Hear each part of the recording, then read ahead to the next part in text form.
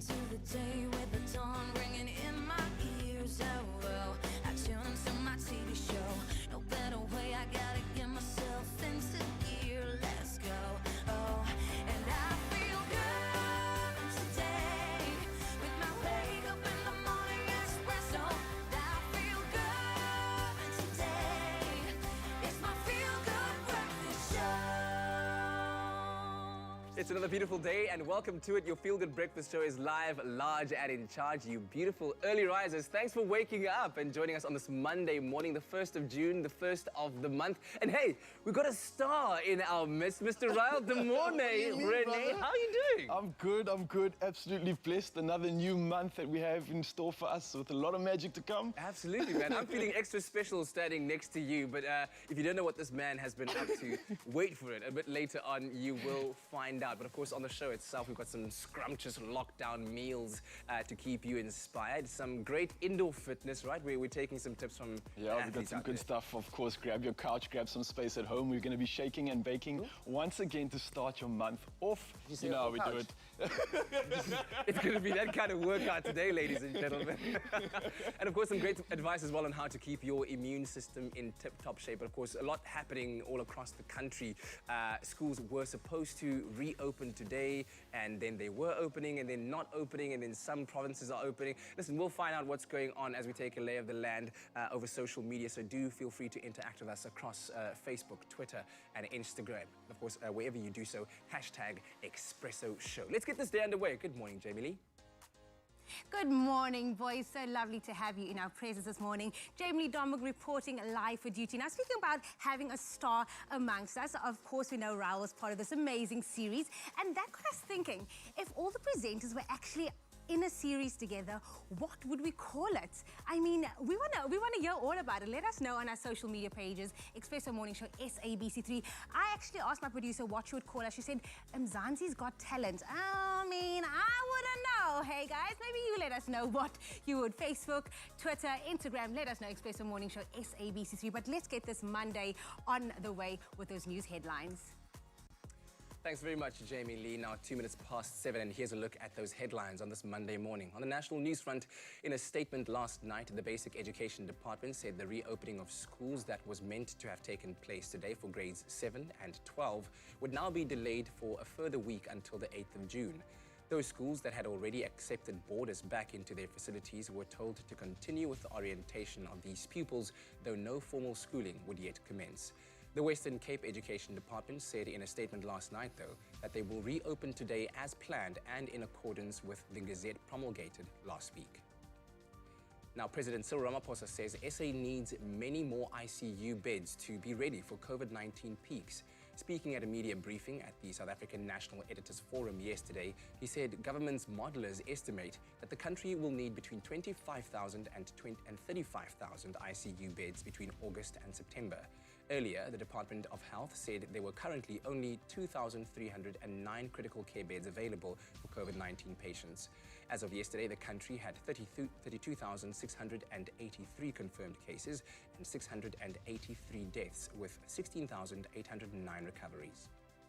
Taking a look at international news, the lawyer for the family of George Floyd, whose death has sparked unrest across America, has accused the police officer of premeditated murder. Minneapolis policeman Derek Chauvin has been charged with third-degree murder. The policeman allegedly kept his knee on Floyd's neck for almost 9 minutes while he was pleading for breath. Tens of thousands of people have since joined nightly protests across the U.S., with at least 1,600 people arrested in 22 cities as some demonstrations descended into violence. Now, at least 10 people were killed yesterday after a minibus hit a landmine near Somalia's capital, Mogadishu, police and witnesses have said.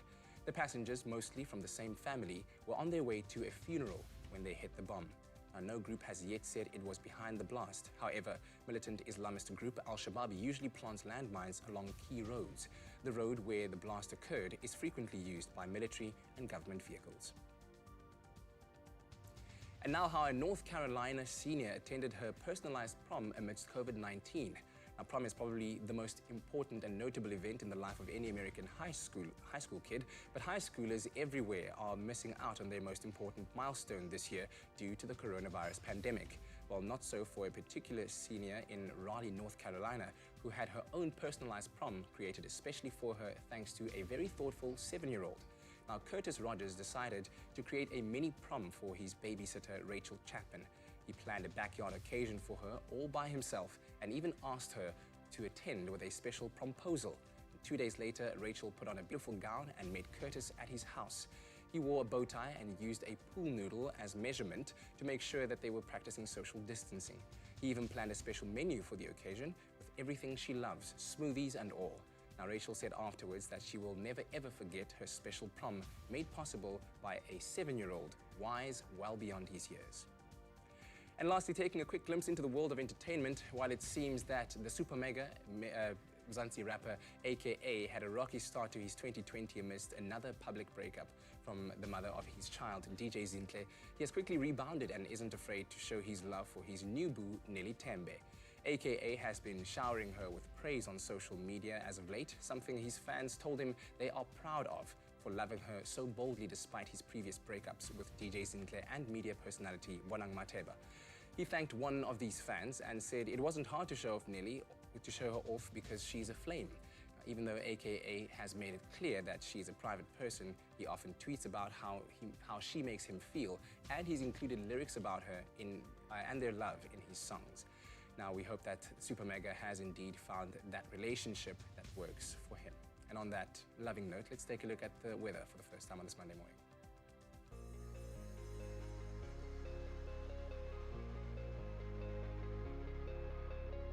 Happy Monday to you. Happy 1st of June. We've asked you to send in your sunrise pictures this morning. One coming through from Vuyelwa Blessing May, wishing us a happy Monday with a stunning sunrise picture of the sun coming up from behind the houses in her hometown of Welkom in the Free State. Now, Welkom can expect sunny and pleasantly warm conditions today, reaching a maximum temperature of 23 degrees. Another friend of Expresso, Louise Sherry, blew us away with this gorgeous sunrise picture taken at her happy place on the south coast in KwaZulu-Natal. Now, Kelso Beach on the south coast can expect plenty of sunshine today, reaching a high of 25 degrees. Louise wishes us a good morning and week ahead and wants us all to stay safe as we head into level 3 of lockdown. Thank you to both Vuyelwa and Louise for sending through your sunrise pictures. We hope you had an awesome weekend. Now, the South African Weather Service has said it will be a mostly warm day across the country as we welcome the new month of June. Starting off with Polokwane, plenty of sunshine can be seen in Polokwane with a range of 7, peaking at 26 degrees. Umbombela, 11 at 28. For you, Pretoria, your minimum temperature is 7, peaking at 25 degrees. A light southerly breeze of 7 kilometers per hour can be expected for you, Johannesburg, with a low of 6 and a high of 23. Mahikeng, 6.27, and then sunshine can be seen in Klerksdorp today, ranging from 1 to 24 degrees. Kimberley, 5.24, and then the coolest start of the day and mostly cloudy conditions can be expected for Bloemfontein, ranging from 0 to 24 degrees. The highest temperature in the country today can be found in Richards Bay with a low of 14 and a high of 29. Pietermaritzburg at 10.28, and then if you do find yourself in South Africa's playground Durban, hazy sunshine can be expected, ranging from 17 to 28 degrees. Mostly sunny conditions for you, Mthatha, with a low of 5 and a high of 28. East London, 14.25, and then mostly cloudy conditions for Cradock with a minimum temperature of 3 and a maximum of 27. Sunny to partly cloudy with a light southwesterly breeze of 9 kilometers per hour for you, Port Elizabeth, ranging from 12 to 22 degrees. George, 13.20, Sutherland, 7.21, and then if you do find yourself in the mother city, Cape Town, hazy sun can be expected, ranging from 11 to 20 degrees. Worcester, 12.25, and then partly sunny and warm with a gentle northerly breeze of 13 kilometers per hour expected for Uppington with a low of 11 and a high of 28. Now, being on lockdown does not mean we can't get to see this beautiful country that we live in, so send us a picture or video of your town and we could show it live on the show. Make sure to include a picture of yourself and why you love your town so much. But of course, whatever the weather, wherever you find yourself, happy Monday to all of you. Pharmadynamics, effective, affordable healthcare. Yeah, and it does feel like a happy Monday today, doesn't it? It does indeed. A new vigor of energy. I feel the new month is going to allow for some very cool possibilities. Yeah, there's a new vigor of like Hollywood energy coming from you right now. It's trending at like number Stop one, that, number you. two. It's trending, you know what I mean? Anyway, listen, as matrics are expected to return to school, we found it quite fitting to gain some educational inspiration this morning from American Muslim minister and, of course, human rights activist Malcolm X, who was a very popular figure during the American civil rights movement, and he's known for being incredibly outspoken and eloquent, and his pursuit for radical justice and racial justice, rather, is wildly celebrated. And he has been honored with Malcolm X Day, which actually takes place annually in several countries on his birthday, which is today. And regarding education, he shared the following words. What he has to say is, education is the passport to the future, for tomorrow belongs to those who prepare for it today. It's just speaking so much to the investment. It's like failure to prepare is preparing to fail, Cap. Amen. We need to constantly think about the future, who we are going to be as the days materialize and who we want to become. Yeah. I do need to correct myself that Malcolm X Day is on the 19th of May, which is not today, because today is the 1st of June. That's past So already. the month. Yep. Indeed. I need to educate myself better so that my future it looks brighter. But anyway, that's our words of inspiration. And if you are heading back to school today, of course, take extra care. Remain as calm as possible. I think by now we know the basics of social distancing and sanitizing our hands and being careful all round. So good luck to all of those who are returning to school, but your Feel Good Breakfast show returns after these. Only you can make my day.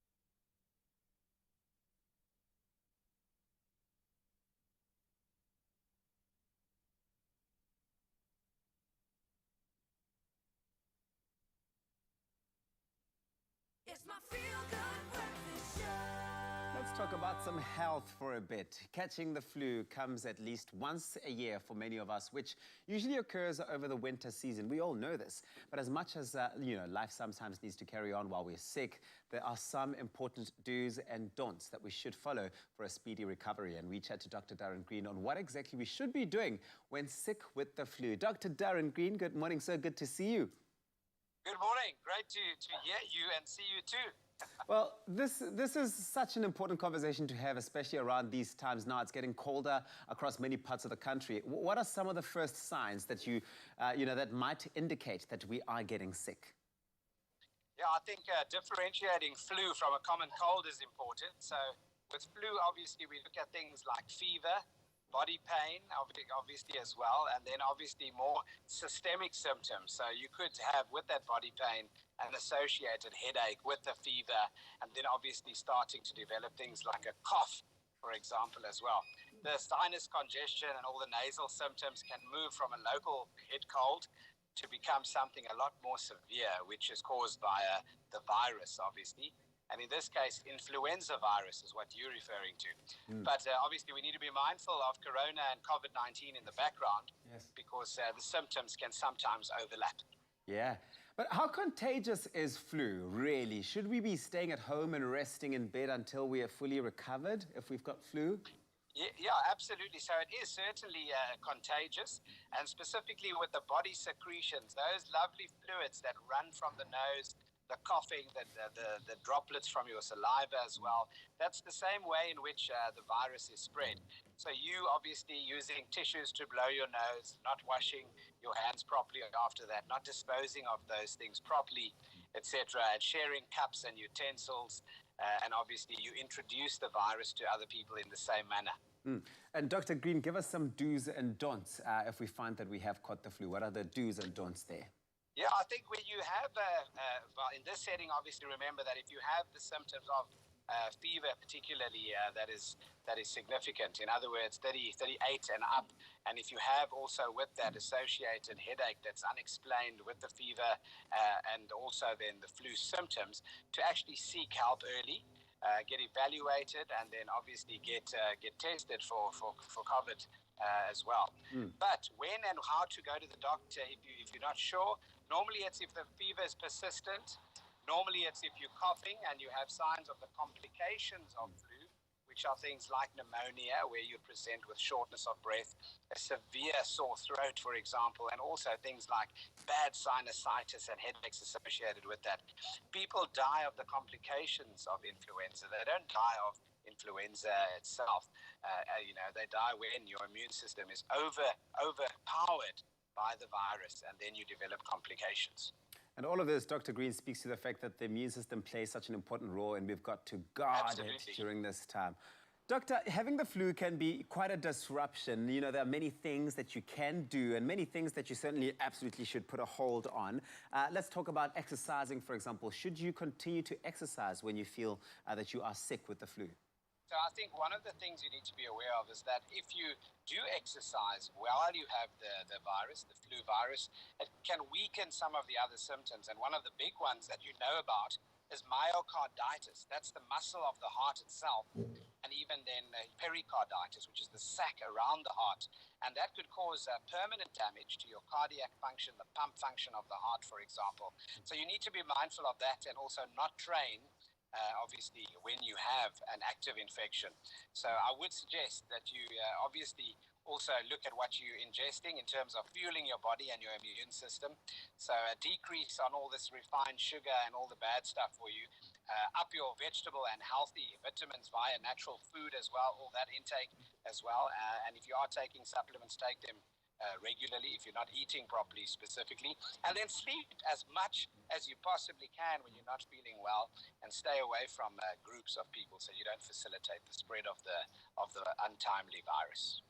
Dr. Green, a lot of people seem to think that they can take care of the flu just by doing the bare minimum, the basic sort of home remedies. But what is your sort of professional medical advice around that sort of treatment of the flu? Is that enough, really? Yeah, so everyone that has cold and flu symptoms doesn't need to present to the hospital. What makes it difficult at the moment is obviously being in the corona and the COVID crisis.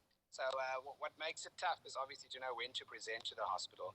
And obviously in high-risk populations, we want you to present earlier and sooner rather than later, and also adjust your behavior around spreading the virus. So remember too that we would treat symptomatically things like headache and fever with simple paracetamol and stuff like that.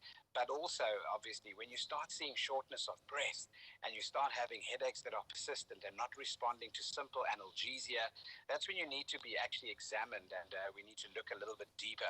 So remember that. But in the setting that we're in right now, obviously, if the risks are there, you should be tested, and then we make the amendments, and we adhere to all those don'ts that I've mentioned already. Oh, man, I really do enjoy our chats with you. Thank you so much this morning for shedding that light around the influenza virus. Thank you so much, Dr. Darren Green. Absolutely. Well, with the immune system playing such a vital role, it's very important that we take the right steps in maintaining a healthy and strong immune system to give it the care that it needs this winter. Now, Immuenza assists in maintaining the immune system, whilst Corenza Para C relieves cold and flu symptoms. Go look after your immune system. Looking for immune support and relief from cold and flu symptoms? Immuenza and Corenza Para C, your winter cold and flu companions. Listen, we are back in the kitchen, and before we get cooking, do you maybe feel like you would really like to help the needy in this difficult time and you really don't know how to do so, well, Hoolies has the answer. They have partnered with Gift of the Givers to distribute food care packs to families in need. Now, each bag is filled with a balance of protein, some fresh fruit, vegetables, and other staples, as well as hygiene products. Now, did you know that donating as little as 10 Rand would provide someone with 3 meals for a day? And if you'd like to get involved, just scan the QR code on screen and donate whatever you can towards filling one of these bags. Remember to encourage your family, your friends, your neighbors, colleagues, and chat groups to do the same. Every little does make a difference. Now, we just spoke about what to do when you're sick with the flu. Let me tell you, chicken soup has always been the answer to get us warmed up this winter. Chef Clem is in the kitchen preparing a whole chicken soup loaded with nutritional veggies and to teach us how to do this. Yeah, this is a great one, and it's not my recipe, it's Hannah from Taste Magazine's recipe, and I really love it because everything's chunky. So I think it's amazing. You get like the flavors and you get the textures out of a soup, because a soup, we understand, can be a little boring, but when you actually amplify the flavors and the textures, and this, I call this a stoop. A stoop, why? Stoop, it's a stew soup. Because it's like chunky. It's basically half stew, half soup. But let's get started on this, and it's a very, very easy recipe, and I like the way that you put the ingredients together because you really get maximum flavor out of it. So to the pot, I'm gonna add a bit of oil, and the canola oil is just there to help us caramelize the ingredients. When we caramelize it, bring out the natural sugars in the ingredients, so it's good, you're gonna taste it more. And we're not gonna have to balance flavors too much by like adding a bit of sugar to balance out the savoriness. You can get natural sugars out of all the ingredients we're using today. So let's talk about Daily Difference. I got the chicken from Daily Difference, and I got the veggies from the bulk veggie pack hamper from Daily Difference. Then I got my rice from Daily Difference. Also got these are on promo right now. I'm shopping Everything. Everything. Because I mean, it's quite like you want to try and save as much money as you can right now. People are bored in the house. You know what they do when they're bored? They eat. So if you can save money but still enjoy your food, that's a win. That's a win. Okay, so let's talk about, we're gonna start off our chicken. We're gonna try and get as much flavor out of our chicken. People always say like, chicken is bland. You're just not doing it right then. Chicken is amazing and there's so much flavor. You get flavor from the skin, you get flavor from the flesh, you get flavor from the bones, and you should utilize all of that when you're using chicken in a stew, in a soup, or even when you're roasting it like we did on Friday. So let's talk about how we're gonna do that. The first thing is... You're the chicken king, because you can sell a chicken to anyone. I was watching the show and I was just like, I even want to eat that chicken. Like, that chicken looked so good. But it's so weird because chicken almost sells itself because it's so easy to put together. And I think it's one of the most inexpensive proteins that people absolutely love. It is really, really, really great. So what we're doing, I'm stuffing some ginger in there. I'm taking half a head of garlic. That's going to go in there. And then lemongrass, I would normally add lemongrass to the actual soup. I'm going to chuck the lemongrass in the chicken. So when I shred it, it's like I can take some of the lemongrass out because it does stay a bit like woody. Okay. You know what I mean? So then a lemon. What's going to happen is as this chicken cooks, all these flavored ingredients inside the chicken are going to permeate. It's going to season the chicken, and the chicken's going to season your broth. The broth is going to season you. It's all about the circle of life, okay? It's what you put in, is what you get out. Okay, so let's get it in here. You could first add all your aromatics to the pot and then add the chicken, but we're going to try and get flavor out of that skin. So I'm putting the chicken in, give it nice, and I want to hear it like really brown and sizzle. You put them with no praat. Yeah. Ooh, Afrikaans is coming. So, yes, you want it to really, really sizzle, want it to speak to you. Then you're going to turn it over and brown the other side, the back, and you're going to brown the breast. To that, we're going to add, so imagine like it's all been done now, it's all nice and brown, like really, really brown. You're going to add some onions to that. I see we're using red onion. Is there a thing where you can... use the onion that you have in your house. Because you're going to cook, they say that red onion's sweeter than normal onion, but you're cooking you're cooking the onion for so long anyway, it's going to become sweet. So don't go out and go buy the fancy red onion, use what you have at home. Then we've got carrots. You can cut this up really chunky so you have, like I said, bits of actual texture in your soup. And I should have used a bigger pot, but you know what? I like challenging myself on a Monday. So let's just do this all together. Then we've got some fennel, and fennel's great. It adds like a sweet licorice flavor to it, but the more that you actually cook it, the more like it just mellows out with everything else that you got in the pot. Don't throw the fronds away. These are great like for a salad or for our garnish at the end of the soup. Got it. And then all I do is just cut it just like that. You can decide if you want to take these out or if you want to actually eat them. I'm going to take them out at the end.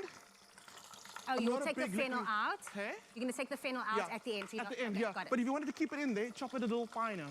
So what I'm going to do now is I'm going to add a whole lot of water. I'm going to add some coriander seeds to it as well. Everything's extremely chunky, and I'm totally fine with that because once the chicken's cooked, once I add all my stock, okay, in here's going garlic, ginger, chili, and it's already been chopped for me. So I'm not even gonna... Convenience. Convenience. And I think it's so perfect for a winter soup, especially now that we're trying to combat the flus, and it's flu season right now. for So sure. get it in, and that water going in, so you want to give it a nice simmer, right? Yeah, absolutely. And like, I'm literally doing this real time. This is how you would do it at home. And you see it came together so quickly, so easily. So I've added all those aromatics, and I'm actually gonna need some more water.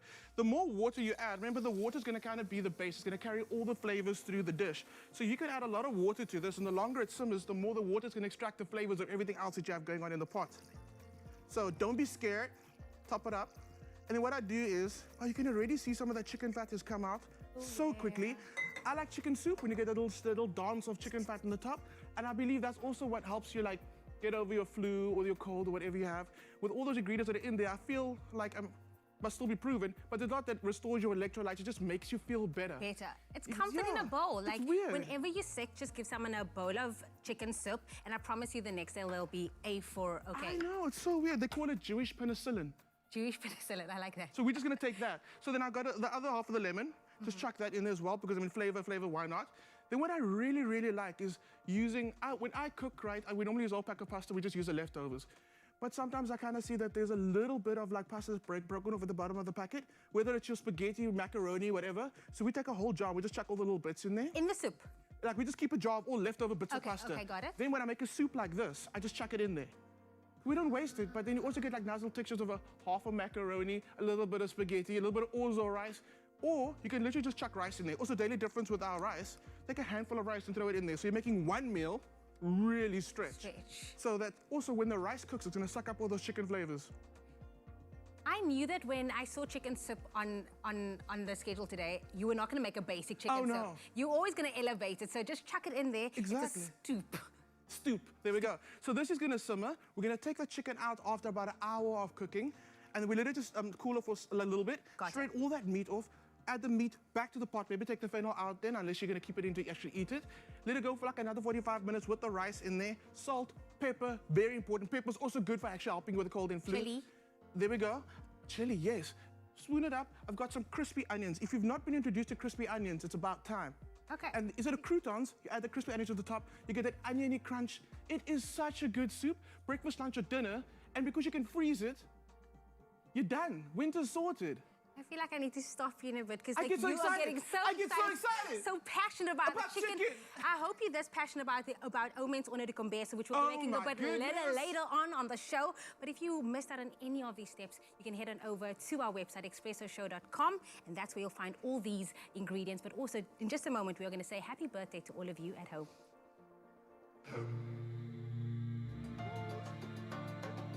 Thank you.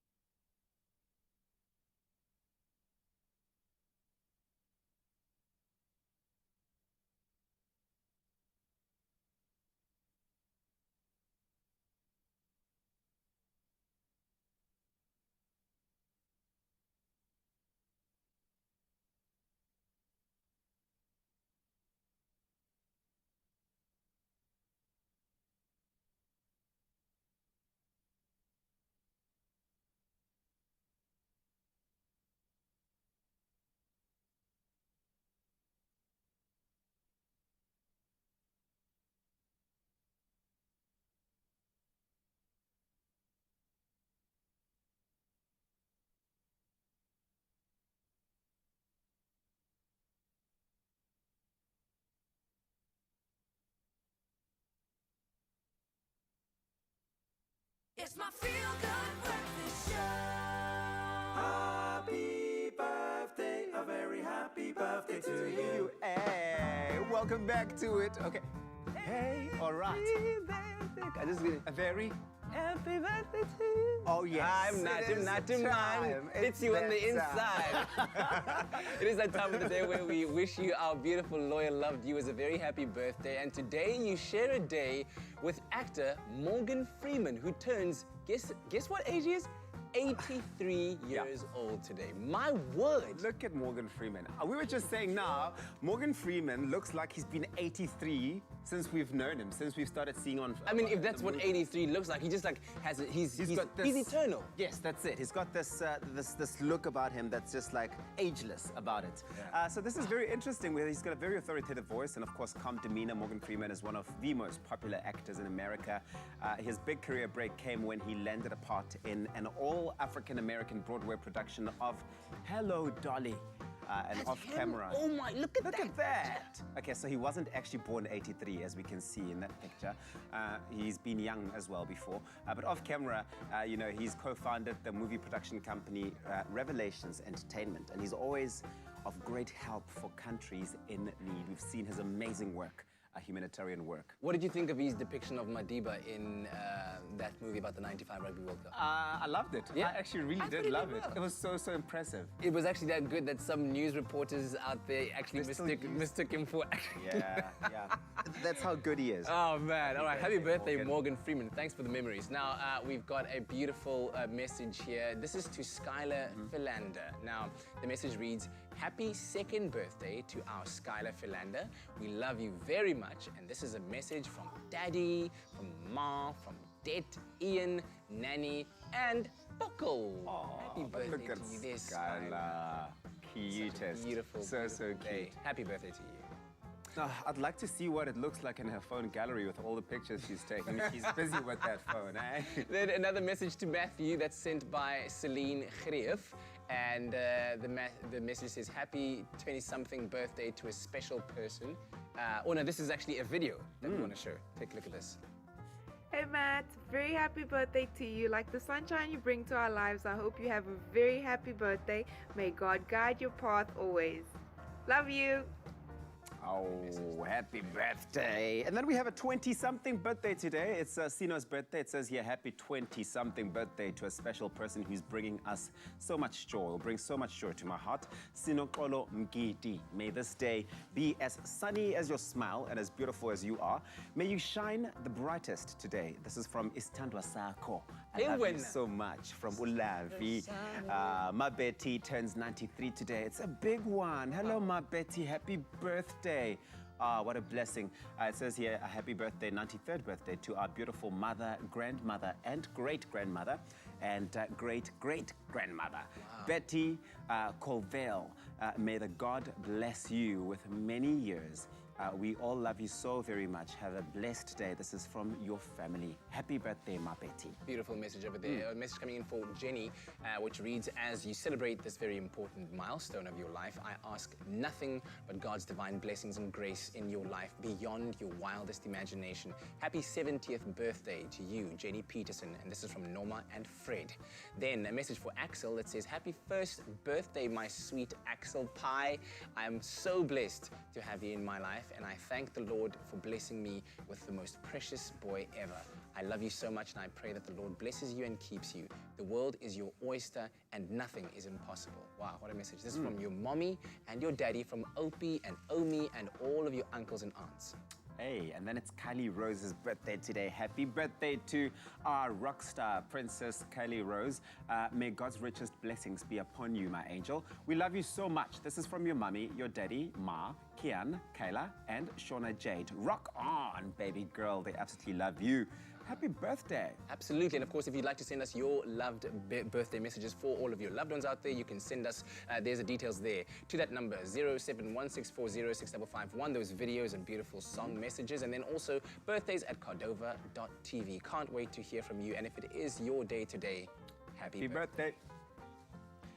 Paarl-born rugby player Clayton Blommetjies is known for his fast feet and signature hairstyle on the rugby pitch. Now, the 29-year-old came through the ranks in the Vodacom Cup and then Varsity Cup, and now he plays for the Cheetahs in the International Pro 14 competition, as well as the local Currie Cup. Now, with all sports suspended because of the global COVID-19 pandemic, we decided to check in with some of the biggest sports people in the country to find out how they're surviving lockdown with no sport and how they've been keeping fit and active during this time. Clayton, how are you doing this morning, brother? I'm good, thanks, and you, my brother? So good, and even better now that we have you in the studio. So what exactly have you been getting up to during the lockdown? Yeah, to be honest with you, since the lockdown has started, me and one of my teammates, Craig Berry, he's got the foundation, Be the Difference. Like yesterday, we just went to an outing just to go and hand out some food for the young kids and to the elder people out there. So, yeah, and then with that coming to mind, you know, we have to keep ourselves fit. So every morning go for a jog, in the evening maybe have a gym session. So, yeah, that is what I'm keeping myself up with. Now, you mentioned that Be the Difference Foundation, which I think is just absolutely exceptional. But how exactly did it start, and what urged you guys to actually get involved in it in the first place? I started with Craig this year, and I think if I'm talking under correction, the Be the Different Foundation is now 6 years. It's running, so it's a long time, and you can see all the guys that there. You've got your Cheslin Colby's, you've got, like I said, Craig Berry, you've got Justin Geduld, Roscoe Speckman. All those guys, they're all part of this foundation just to go out there and let the people know that we're still there for them. It's not about us anymore. It's about all the people that's in the rural areas that's not having food, not having something to eat at night. So we are the light for them. We try to be the light for them. No, I think it's so true, and not only the youngsters, but even the adults like myself, we are so inspired by the work that high-profile characters like yourself are doing, and I think it's so important that we carry this on. But now back to the game, of course. So how have you been keeping fit and active during this current lockdown? For me, it's just to have a mindset, keep myself positive, because you never know when rugby or sports will be back. So for me, it's just I've got my own spare room here in front of my house where when I need something to do, I will just go in there, put on the dumbbells, put the barbell on my shoulders, and then keep myself busy. And then, like I said to you, in the street, go for some running, or at the back of my yard, go jump on the tables just to keep, because you know I'm one of those battery guys that must get high balls. So for me to get active and keep on jumping and keep on moving is part of my game. So that is what I try to do in this lockdown, this COVID-19. Yeah.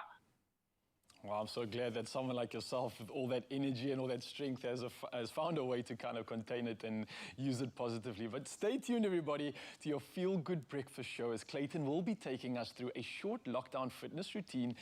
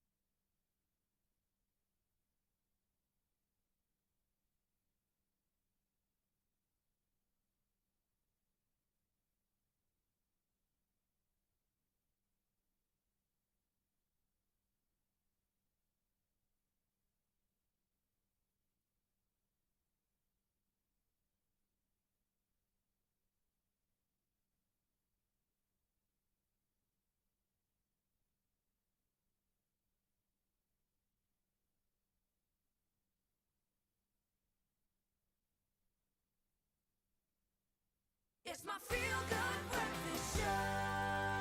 You're still here with your feel-good breakfast show, and we are chatting to Clayton Blommetjies. Now, he's a South African rugby sensation, and today we've been blessed enough to get him to share with us a full-body workout. And you don't need much when it comes to equipment, just a little bit of space in your home, and the rest will be sorted out by Clayton. So, Clayton, I'm here. You still with us?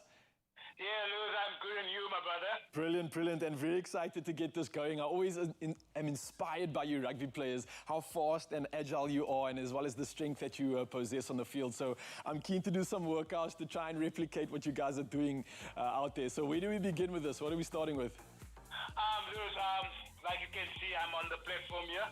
I've got my dumbbells here behind me, so I think just to get loose, I think we're gonna go with a flat dumbbells bench press, and then afterwards I will explain to you the other exercise. All right, so I don't have dumbbells, Clayton, but I'm going to grab my can. Remember, guys, we always have all these cool gym hacks at home. If you haven't had the opportunity to buy some gym equipment, grab yourselves a can of beans or anything that I've got over here, or a bottle of water, and we're going into our first exercise with Clayton. All right, Clayton, I'm on the ground. What's happening next?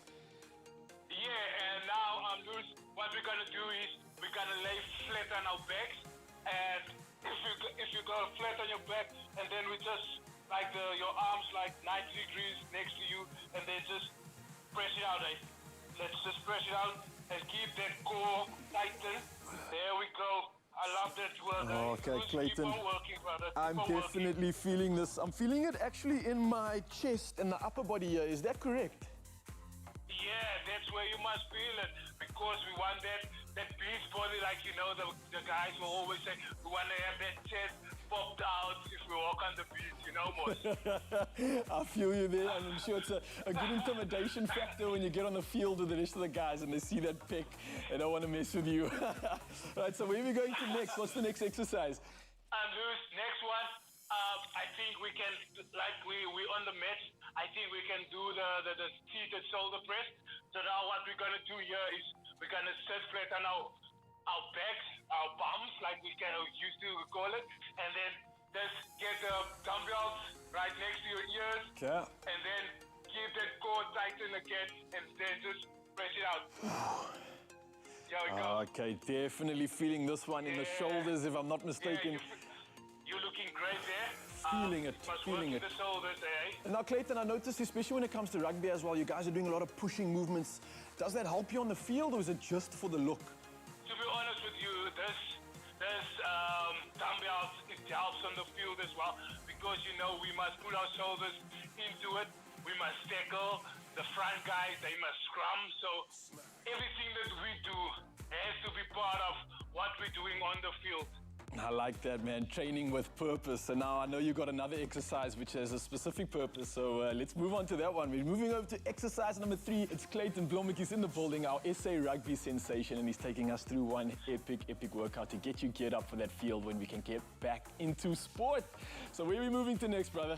Like I told you, I've got my barbell here as well. Okay. So the next one, we're going to our legs. Put a barbell on your neck. Here we go. Okay. I'll grab my can of beans here since I don't have a bar. I'll just keep my weight here. Yeah, or you can use a broom as well, and then you just put it on your shoulders, and then but keep your elbows as tight as possible to your body. Okay. So that you can have balance, and then after that we're just going down, keep that back straight, and push it out. I'm definitely feeling this. Yeah, in the glutes, in the quads, and also in the bum. Is that right? It's burning. Yeah, yeah, it must. Yeah, that's why, you know, like I told you in the beginning, I'm one of those guys that's playing there in the back three.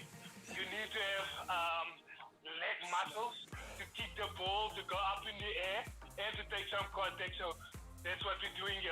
All right, you guys heard it, all you aspiring backline players out there. Make sure you keep working those legs. Never skip leg day. And that's going to make sure that you can hold your own when it gets to the rugby field. And, of course, jumping for those high balls as well. You don't have a can for this exercise, more than welcome to. Just like Clayton says, grab yourselves a broomstick, and that'll definitely sort you out.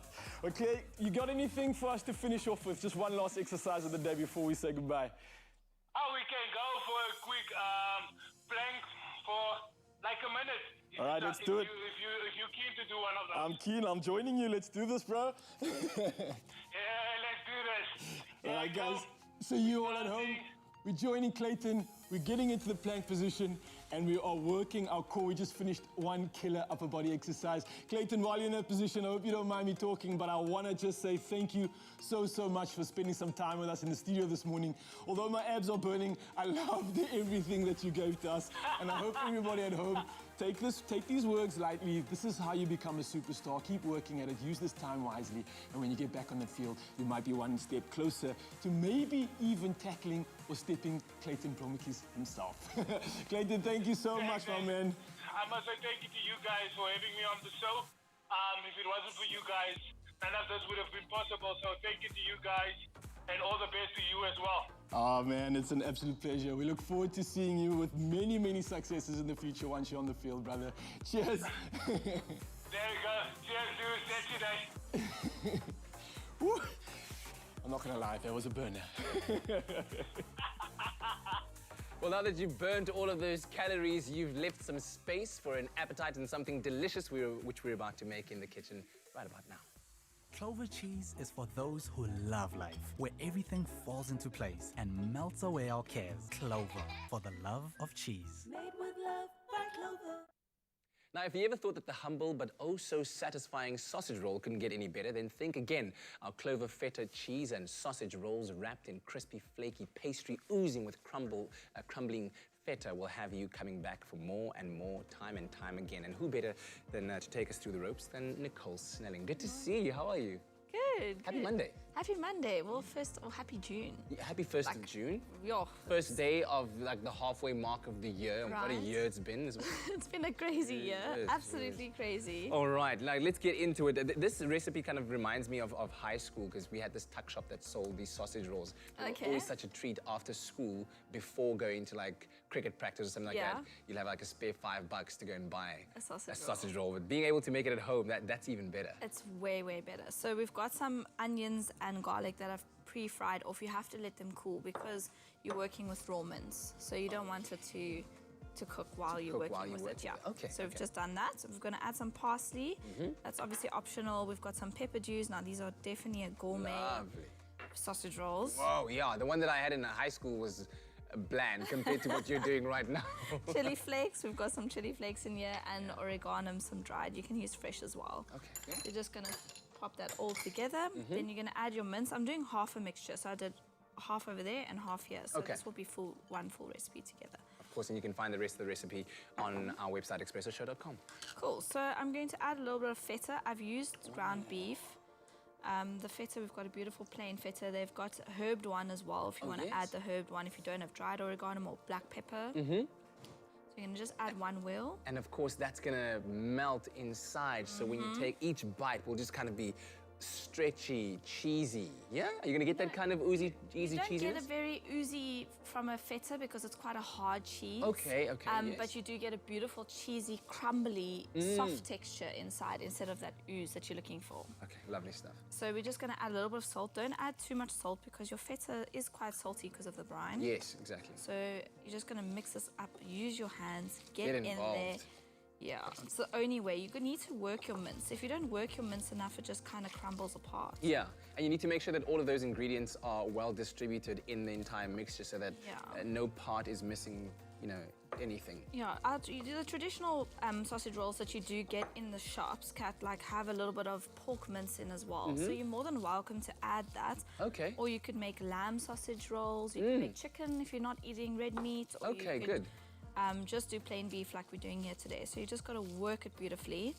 So I've got a half a sheet of pastry here. You obviously can use a full one. So I'm going to divide this into two. So would you have had your pastry out to cool down to room temperature? To thaw, thaw, yes. So you let it to thaw and bring it to, not to complete room temperature. Your pastry needs to be a bit cold. Okay. Because your puff pastry's got butter in. If that butter comes to too soft, it's very sticky and messy to work with. Okay, all right. So I'm just forming my lovely sausage over there. There we go. So I'm just going to just do one for you guys. That looks good. Look at the lovely colors on it. Beautiful. That is definitely better than what you had at your school tuck shop, I can guarantee that. Don't think the tuck shop lady would agree, but okay. Cool, so I'm just going to put this aside and then I'll show everybody how to roll it. That is the secret. Let's see. Okay, so the technique is to? Yes, so I've added a little bit of 1.5 centimeters over here. So I'm just going to take your pastry, and some recipes call to cut it before the time. I just find it's very wasteful. So I'm just going to seal it off with a little bit of egg at your edge over there. So this is 1 beaten egg? Just 1 Simple as beaten that. egg, and then seal it. So once the edges meet together, you're just going to cut your pastry. And then you've got a beautiful roll like that. Man. Just gonna dust off the excess flour. And yes. What's nice about this is you can cut it to different sizes. If you're having a little cocktail party, yes. quarantine version, you can cut it up. Level 3 celebrations. No, stay at home. Exactly. virtual cocktail party. Exactly. So I'm gonna make a nice big one for you. So you're gonna add it on your baking tray, like I've done over here. I'll bring it over here. And you're going to give it a bit of a brushing of some egg wash. On top so that you can have the seeds. Yes, so that's what it will allow your seeds to stick onto your pastry. And the egg wash also gives it a beautiful color. That's almost like signature of a sausage roll, isn't it? Those little seeds on top. It's so classic. Why though? Like, does that enhance the flavor? I've never found that it enhances the flavor for me. Really, I love a sesame flavor on it because it goes so nice and toasty. So I love the flavor of sesame seeds, even poppy seeds as well. See, that's why I need to eat more of your gourmet style sausage rolls instead of the ones that I had in high school, because those ones were more like, you know, batch made, and they weren't really given the love and attention they need, so they didn't really taste as good as they were supposed to taste. But now I'm here and I'm happy that, you know, you're showing us how to do this. Yeah, and you just pop it in the oven for 15 to 20 minutes till nice and golden brown. Boom, done. Wonderful stuff. Super easy, super delicious. Try it out at home. Of course, you can find the recipe on our website, expressoshow.com. Clover cheese is for those who love life, where everything falls into place and melts away our cares. Clover, for the love of cheese. Made with love by Clover. Only you can make my day.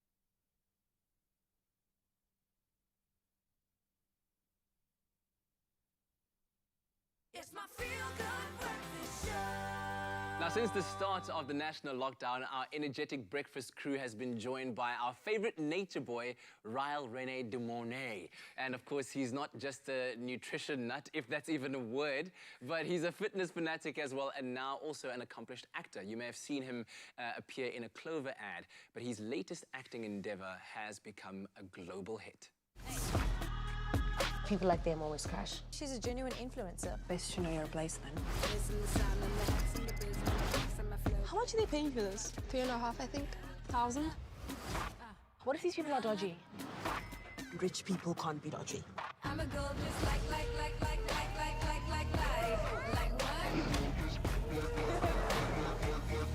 I don't give up. Is it always this hectic? Pretty much. Drama. That's right, our own Ryle is part of the cast of Africa's second Netflix original show, Blood and Water. And it's great to have him here to actually speak to the man behind the camera, in the scenes. That's amazing, man. Congratulations, first of all, on this incredible job that you're doing and being part of Africa's second original production. Yeah, man, Kat, it's just been an absolutely overwhelming experience just to be a part of something that you can be proud of as a South African and an African. I think it just stands out as an achievement on its own, but just so blessed to just be able to be a part of something so big, man. It's been insane. And I guess on top of that as well is hearing about the success of the show, where it's been #1 in South Africa, #1 elsewhere. So it's so weird because we shot it so far back that when it actually does release, it's like this whole new sensation, and you don't realize how big it actually is until you start looking outward and looking at the media. Yeah. And subsequently realize that it actually has done so incredibly well. It's the first time an African and South African production has done so well internationally. But when it comes to the American charts, the UK charts, it's reached #1 in the US, which is a monumental achievement of its own internationally, and various other countries across the globe. So it's been insane to get so much love from the world and to see how much the world actually loves South Africa. Yeah. Tell me about how it came to you. How did it rock up on your path? And obviously the news of finding out that you actually made it into the final lead cast. That must have just blown your mind. Absolutely crazy, even just thinking about it now. I mean, I was never really an actor, and I didn't even have an agency, and I actually was found through a social media platform like Instagram. And they reached out to me, and they knew of my history, being a coach, being involved in swimming and a lifeguard, and they felt that I might be able to fit a certain role. Okay. And going through to the casting, being so overwhelmed by just learning lines even, it was something new to me, and being so nervous, and going to the casting with this small inkling of belief, and it was enough to make me stand up there and kind of just try and own it. Well, try and own it. Yeah. And through that process, I went for a callback. The director actually saw something which I think was raw because my skills weren't really developed then. And throughout the show and shooting it, I was growing and learning as I went along. It's complete debut. I'd never done anything like that before. So for me, just understanding that the director just saw something within me that I didn't actually show all of in that casting, but yet he believed enough in me to know that I could bring it out into the show, and that just means so much. You can't imagine. Yeah. Was it intimidating walking around the set with actors that are perhaps maybe more experienced than you are, and you can see how they're pulling off their scenes, and you're like, your scene is in the next 10 minutes. Oh, where's that line? Is it there? Did you ever go through that kind of process? That was me to a T. I was standing there. So one thing I must say, I'm not good at memorizing things. Even when it comes to being on the show or anything, I know what to say, but if you want me to say it verbatim, I really struggle with that. And that didn't help me in school either, trying to learn those textbooks. But what I found was there's so much presence. You got the best of the best around you, and you're so intimidated. You're just like, man, there's these giants walking in, and I'm trying to learn my lines, and these guys are already putting swag into it and emotion, and I'm like, I'm not even there yet. So as intimidating as it was, I realized through the process that it was one of the biggest blessings to be surrounded by that much talent. And I was just absorbing and taking in as much as I can, asking questions. So initially overwhelming, yes, but it's such a blessing in the end. Wow, and now you've done it, and look at the success of the show. So are there any plans now to carry it forward into the next series, the next film? I don't know. It definitely can. I think it really just unlocks something within me, allows me to just express myself, to be challenged on a complete another level. And I mean, this is the first, there was a debut for me, like we mentioned, so I really just want to carry on this emotion, carry on with this momentum, and challenge myself and find some more roles in this. So hopefully you'll see some more of me. Let's pray for a season 2 as well. Yeah, that would be great. I think with the success so far, we definitely are looking at a seson 2, but it's not confirmed yet. So let's pray that I get to exercise and continue to grow and join the ranks of guys like yourself one day. Well, I would never proclaim myself to be an actor. I just like, no. Let's not even get in there. But now that we're here and we're talking about the future of your career and where you might possibly want to go, if you could paint the ideal character that you would love to play, paint that image for me. In what kind of scenario would that be? I like that question. You're letting me think big and dream big here. And I think if I could be, I think an example would be cast in a role where it's a Bear Grylls meets like Rambo, and it's like action adventure, a lot of nature, but there's still some sort of a feel-good vibe where there's a highlight on protecting this beautiful world that we're in and conservation. So a hybrid of all of that would be a perfect role for me, I think, just to kind of let nature boy out and do his thing. I think I've got the perfect character for that. You could play like the new age version of David Attenborough. Make a movie about that. But listen, brilliant stuff, man. I think we as a family are so proud of you, and certainly are wishing you all of the best going forward in your career, man. Well done. Thank you so much, Kat. Thank you. Ryle De Mornay. Do not forget that name. Oh, an international actor. Model, presenter, actor. Put it Ah. on your CV, everybody. What? Ryle De Mornay is also part of your Feel Good Breakfast show. Oh, that's what you call a triple threat of note. In fact, speaking of that, we asked you on social media this morning if all of us here, the presenters of your Feel Good Breakfast show, found ourselves on a TV series by whatever way or means, what should it be called? What would you call it? And we got some comments. Absolutely. Maria Festa says, good morning, Expresso family. I'd call it the Expresso Bunch. Okay, I see what you did. You get like it? the Brady Yeah. Bunch. Brady Bunch. I like that. The Expresso Bunch. Got Sounds it. good. Like that. Riyadh Hassan says, the bold and the beautiful. Well, there's no asking yourself who would be the beautiful and who would be the bold. I knew you were going to say that. Why did I know you were going to say I that? didn't mention any names. Bradley Brown is saying, the morning gang. Gang. Love that. Mhm. Paul Corolla saying, modern family. Okay, yes. And Sandra February saying, if you were all in a series, I would name it the Daybreakers. I like that. I like that. I got something to say to you. What do you have to say? Jamie Lee. Yes. The truth is, Sally Spectra is not your mother. Listen, let's just be serious and let's actually just go to this news headline. She's not. Well, just gone 8 o'clock. Let's take a look at those news headlines on this Monday morning. On the national news front, hiking and game drives are legal from today, but only for 2 open-access national parks, Table Mountain in the Western Cape and Golden Gate in the Free State. Crossing a provincial boundary under Alert Level 3 for leisure purposes is still banned, and all hiking and game drives must be intra-provincial. Announcements on all other parks, which are classed as access controlled, will come in due course. Now, SANParks says it first needs to ensure that the strictest health protocols to safeguard both its staff and guests are in place. Now, the South African government is set to launch a procurement platform to service the entire Africa as the continent battles the coronavirus pandemic. There is a worldwide shortage of testing kits, curtailing efforts to prevent the spread of the virus. President Cyril Ramaphosa says the Chinese government has assisted in efforts to procure much-needed test kits for the continent. Microsoft founder and philanthropist Bill Gates has also committed to assisting African countries with mass-based testing kits. On the international news front, US astronauts Doug Hurley and Bob Behnken in their Dragon capsule docked with the International Space Station yesterday. Hurley and Behnken launched from Florida, USA on Saturday. It was the first time since the retirement of the shuttles 9 years ago that NASA has sent up astronauts from home soil.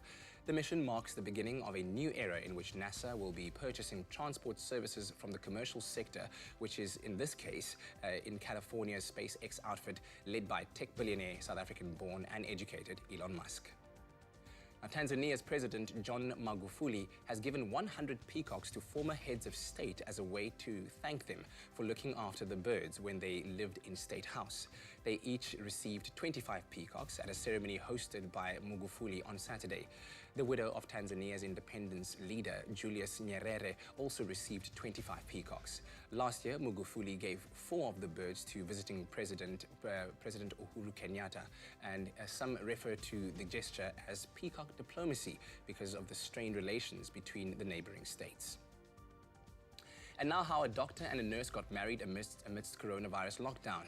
Of course, this is a love story from the front lines. Now, a nurse and a doctor who had to cancel their wedding due to the coronavirus outbreak decided to still get married at the very hospital where they work. 34-year-old nurse Jan Tipping and 30-year-old Dr. Anilan Navaratnam tied the knot in a private ceremony in the chapel at London's St. Thomas Hospital. The two had cancelled their original plans to wed in August because they feared their families would not be able to travel from Northern Ireland and Sri Lanka for the big day. Instead, the couple decided to bring the wedding forward and obtained a special go-ahead for a private wedding ceremony.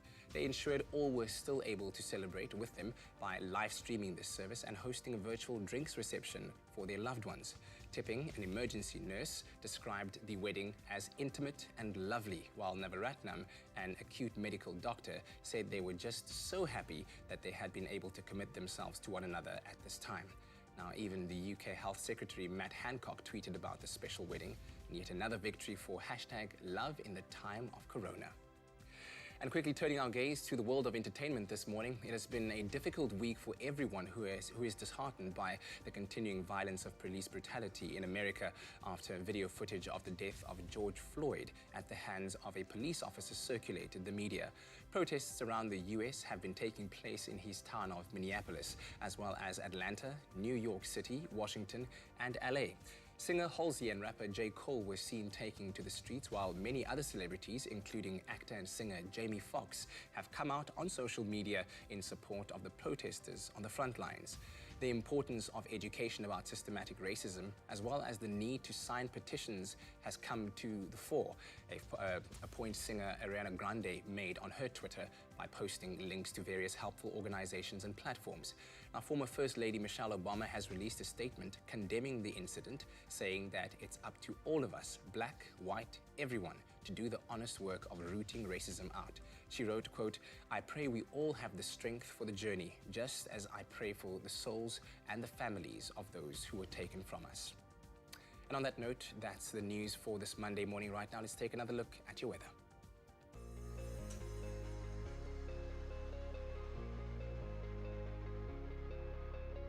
Thank you so much, Kat. We've asked you to send in your sunrise pictures this morning. One coming through from Moses Sitati, wishing us, the Expresso family, a good morning with this beautiful sunrise picture taken from his home in Pretoria. Now, Pretoria can expect hazy sunshine today with a high of 25 degrees. We've also asked you to send in pictures of your hometown. One coming through from our favorite, Alan Rudnicki, sent us this amazing picture showing off the beauty and nature of the Stellenbosch area in the Western Cape.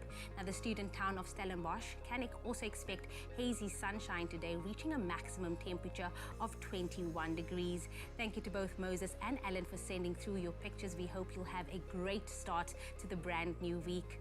Now, the South African Weather Service has said it will be a mostly warm day across the country as we welcome the new month of June. Starting off with Polokwane, your low is 7, peaking at 26 degrees. Plenty of sunshine can be found in Umbombela today, ranging from 11 to 28 degrees. Hazy sun can also be expected in Pretoria with a low of 7 and a high of 25. For you, Johannesburg, your low is 6 and a high of 23. Then mostly sunny conditions for you, Mahikeng, ranging from 6 to 27 degrees. Klerksdorp, 124. And then partly sunny and nice conditions for Kimberley with a low of 5, peaking at 24 degrees. The coolest start to the day can be found in Bloemfontein with a low of 0 and a high of 24. And the highest temperature in the country today can be found in Richards Bay, ranging from 14, peaking to 29 degrees. Hazy sunshine for you today, Pietermaritzburg, with a low of 10 and a high of 28. And if you do find yourself in South Africa's playground, Durban, your low is 17, peaking at 28. Mthatha, 5:28, and then sunny to partly cloudy conditions and pleasant conditions can also be expected for East London, ranging from 14 to 25 degrees. Mostly cloudy with a light northwesterly breeze of 9 kilometers per hour expected for Cradock with a low of 3 and a high of 27. Port Elizabeth, 12:22, and then partly sunny conditions for you, George, ranging from 13 to 20 degrees. Mostly cloudy and breezy conditions for Sutherland with a low of 7, peaking at 21. And if you do find yourself in the mother city, Cape Town, your minimum temperature is 11 with a maximum of 20. Partly sunny with a light northwesterly breeze of 7 kilometers per hour expected for Worcester with a low of 12 and 25. And last but not least, Uppington with a low of 11, peaking at 28. Now, being on lockdown does not mean we can't get to see this beautiful country that we live in. So send us a picture or video of your town and we could show it live on the show. Make sure to include a picture of yourself and why you love your town so much. But of course, whatever the weather, wherever you find yourself, right now we're going to be talking fraud prevention tips with Tabiso and Nedbank. Yes, my name is Nedbank. Thanks, Jamie Lee Domberg. I'm also here. But yeah, you're right. We're talking about something that's very, very important because it's no secret that we all rely heavily on our cell phones and laptops to do our work, to shop, to talk to our friends, and even do our banking as well. And of course, with the rapid rise of digital living, fraudsters seem to be creeping out of every single nook and corner to try and find a way of scamming people and taking their money. They've gotten really good at it as well. So it's so sad to hear how many people really have been scammed online. You hear these stories every day and lost a lot of money in the process as well. That's why, courtesy of Nedbank, we want to share some vital advice with you and hopefully prevent more unnecessary scamming because it's all over the place. Yeah. Tell me this, how many fake emails or spam emails do you receive? Lots, lots.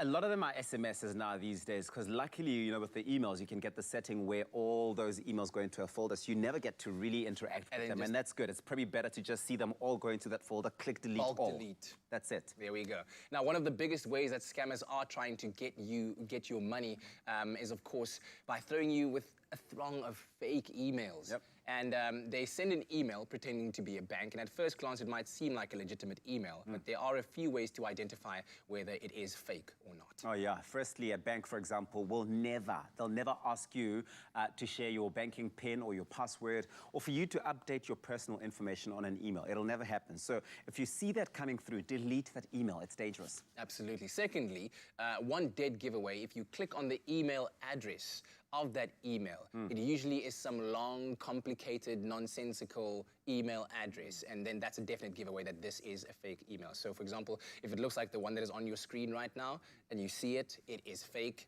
Delete it. Do not even try and click on any links that are involved with that, because an official bank will have an official email address. That's it. And most importantly, if you find that the email, is strange in any way, then follow your instincts. Just listen to that inner voice and delete the email. Rather be safe than sorry. Absolutely, rather safe than sorry. Yep.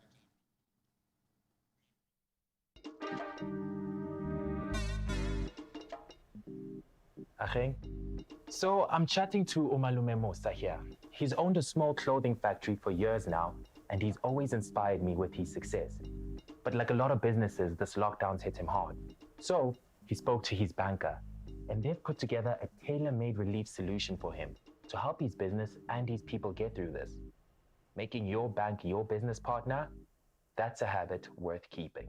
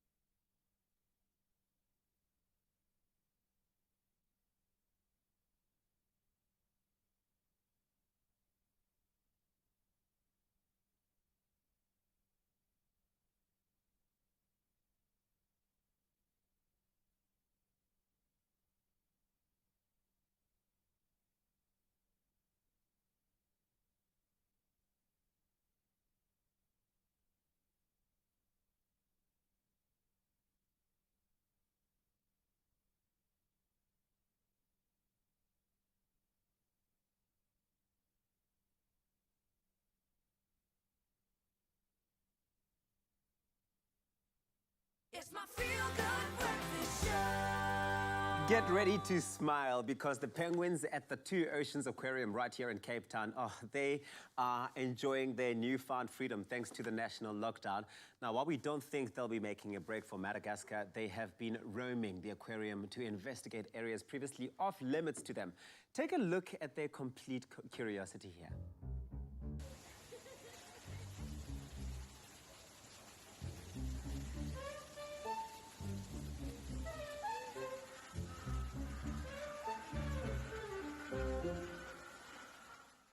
And now the man behind the lens capturing it all is animal keeper Ayrton King, who looks after the penguins in the aquarium. Now, he joins us this morning on a video call to chat about how and why he decided to capture their really interesting adventure through photographs and video. Ayrton King, good morning. Thanks so much for joining us. Good morning. Thank you so much for having me. This is so amazing. Please tell us how the aquarium has been operating under lockdown and why you decided to capture the penguins' adventures, especially you know, in the way that you have done through photographs and videos. So the aquarium is operating as per normal. We've got a few different changes that we have to adjust to as staff as well. So we're all wearing masks, and our team has been reduced to only our technical and animal care teams. So we've basically got a team of about 25 staff, and those have been divided into 2 teams, and we rotate every 3 days. And this is basically to allow if one of our teams gets sick, there's a whole entire team that can take over and run the aquarium. The reason that I started sharing some of our penguin footage is because, first of all, there's no crowds around in the aquarium, so we've got more time to just enjoy our morning walks with the birds. And most of the footage that you see is something that happens every day despite lockdown. So our rockhopper penguins, they get to swim in different exhibits every day. And the only way that we can get them from one exhibit to another is by taking a walk through the aquarium. So I decided to document a little bit of this and share it on social media, and it's proven to be quite a hit. Oh yeah, a hit indeed. It sounds like so much fun. Let's swap jobs, man. We also heard that, you know, some of the penguins, they enjoy watching the sharks whilst others enjoy gazing at the kelp forest. What was it like to observe them in these new spaces at first? And did you learn anything new about them? It's actually, if I can put it into one thing, it's been very special for us as staff because we're getting to see more of the birds' personalities. Each penguin has something that they prefer. So some of them prefer the kelp forest to sit and gaze at. Some are more interested in the sharks. Some are more interested in our clownfish or our coral exhibits. So it's very interesting for us from a behavioral side because you start asking questions, you know, what is it that draws that specific animal to the sharks, for instance? And also just getting to see the bird's reaction for the first time is really something special and something special to share with everybody because you don't really know how they're going to react when they see a shark or when they get to interact with a fish through exhibits. So very interesting. Under lockdown, I imagine that you get a lot more time to interact with each other. But, you know, of course, this has been the lockdown that a lot of people have been affected by in somewhat negative ways. What have you been able to achieve that you otherwise haven't been, would have not been able to outside of the lockdown at the aquarium? So one of the biggest things that we've been able to do as staff is just do a lot of cleaning. For normal time when when the aquarium's open to the public, we've got a space between 6 o'clock in the morning and 9:30 before the aquarium opens to clean all of our exhibits because we can't have ladders and siphon pipes and cleaning equipment on the floor when visitors are around. Whereas now we've just got all this time to just do a lot of cleaning. And obviously that's very beneficial for the animals and very beneficial for us because we feel a lot better that our exhibits are looking pristine and in good shape. I love it. I love it. Now, Alex, the rockhopper penguin has surprised us all with his skills in predicting key decisions made by government during lockdown. I mean, has he shed any light on any future predictions with you? Please let us in. So there's been a lot of messaging that I've been getting with just members of the public asking me about certain things about the lockdown and what does Alex have to say about it. So surprisingly, Alex actually predicted that Expresso was going to talk about the penguins. So that's something interesting for you guys. Oh, wow. And in terms of the lockdown, he's got a few more things that he suggests, but you'll have to just keep your eye on social media to see what he says. It's exactly like waiting for President Cyril Ramaphosa sometimes with Alex. Look, you know, I think you're doing such fantastic work there. Keep going at it, and please do keep sharing all of those adventures, Ayrton King. Thank you so much, and thanks for having us and sharing our animals that we're so passionate about. We absolutely love it. That was Ayrton King of the Cape Town Aquarium. You can help keep operations running smoothly during lockdown by buying a ticket or annual membership now. Do it now in advance, which can be redeemed when the aquarium does reopen. Donations can also be made to the not-for-profit Two Oceans Aquarium Education Foundation. They do such great work there, which is responsible for some of the most amazing education, conservation, and research work that the aquarium is involved in, and they do a lot in that space, so please do support them. It's in your job. I so envy it. You must be having so much fun, especially today. Now, for the rest of you, Blue Mondays do not need to exist when you have recipes like the Be Well Red Power Ranger soup. It's packed full of vitamin C thanks to the fresh tomatoes and peppers, and this winter warmer is the perfect choice for your next lunch or dinner. Now download your free copy today and boost your immunity as well as boosting your reputation as a chef.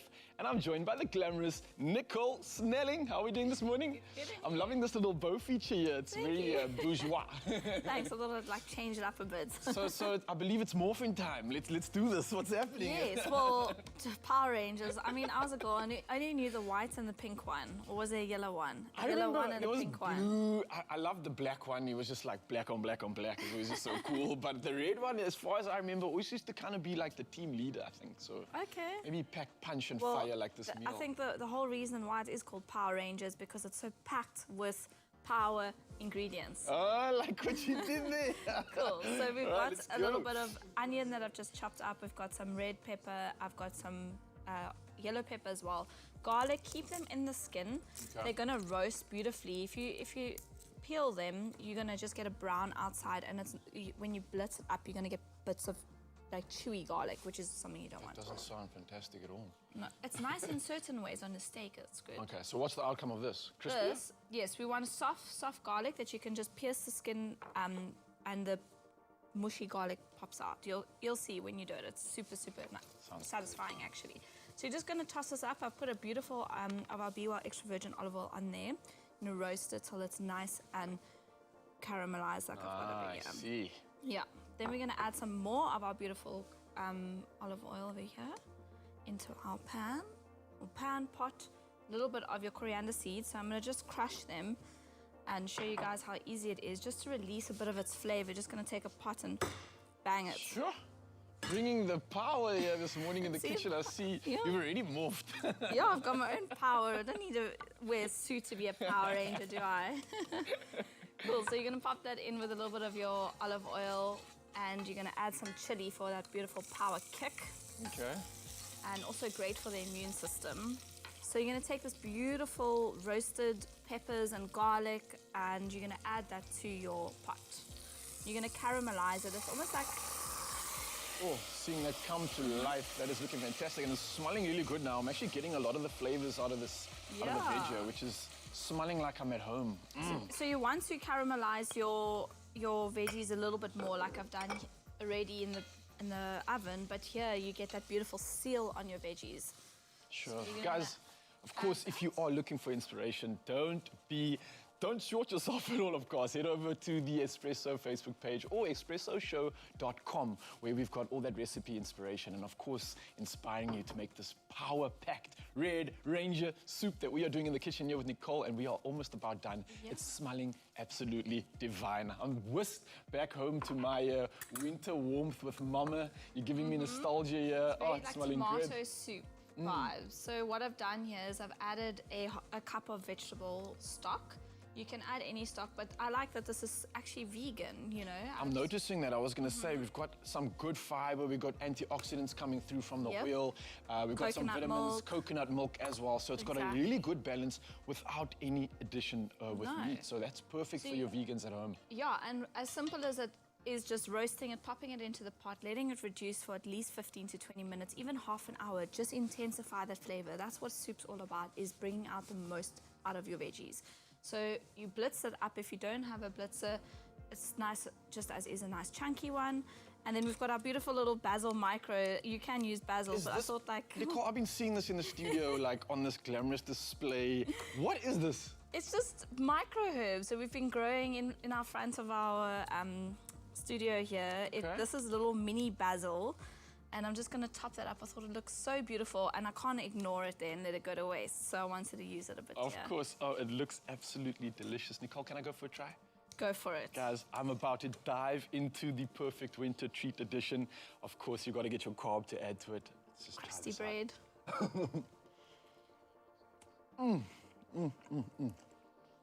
Good. Winter is served, guys. Make sure...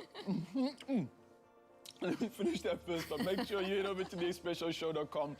If you want to get your hands on this perfect winter treat, it warms up the soul. It's done in less than 10 minutes, and it's Super all quick. in the comfort of your home. No meat needed whatsoever. Enjoy, guys. It's absolutely delicious. I'm going for more. Go for it.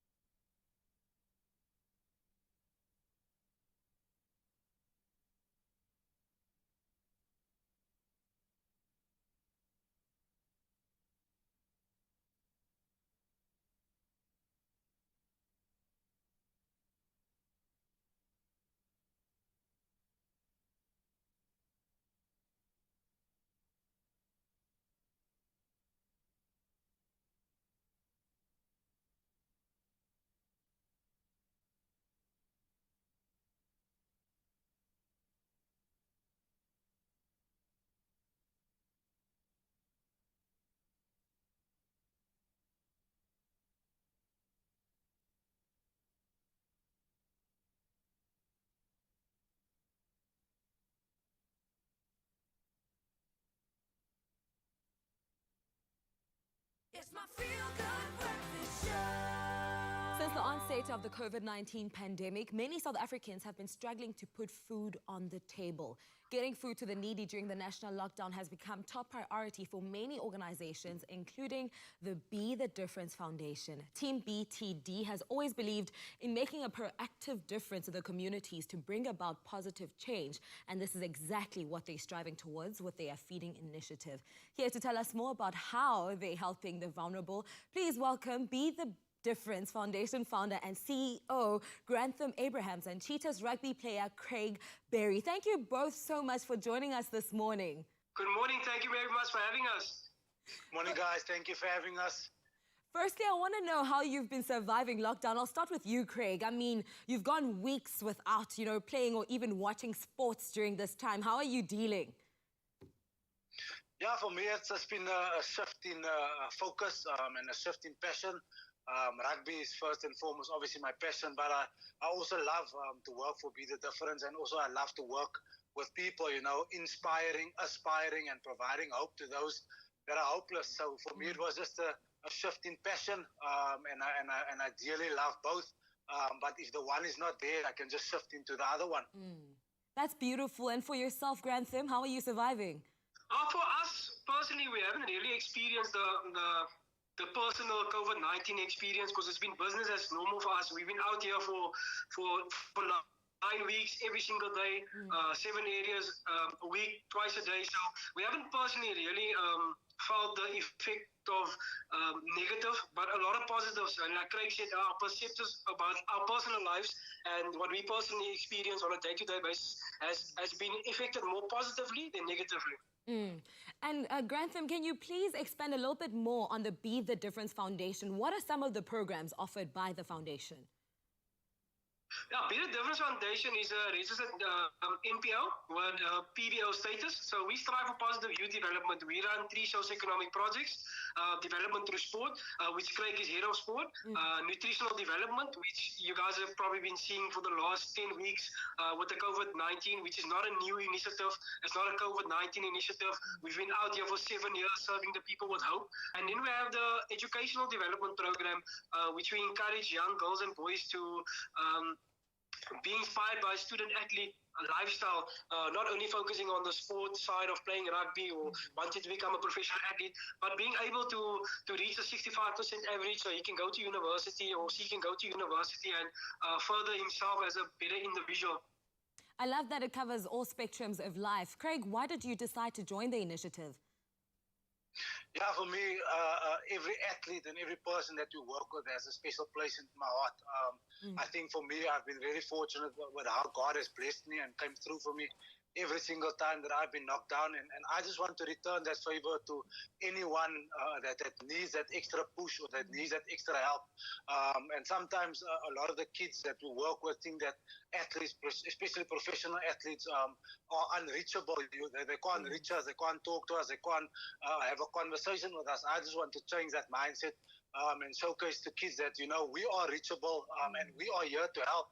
Because once upon a time, we were a kid that was hopeless, that had a dream in their heart, but just didn't know how to get there. And I want to be that person along with Be the Difference Foundation to provide kids these opportunities and platforms so that they can reach for their goals and dreams.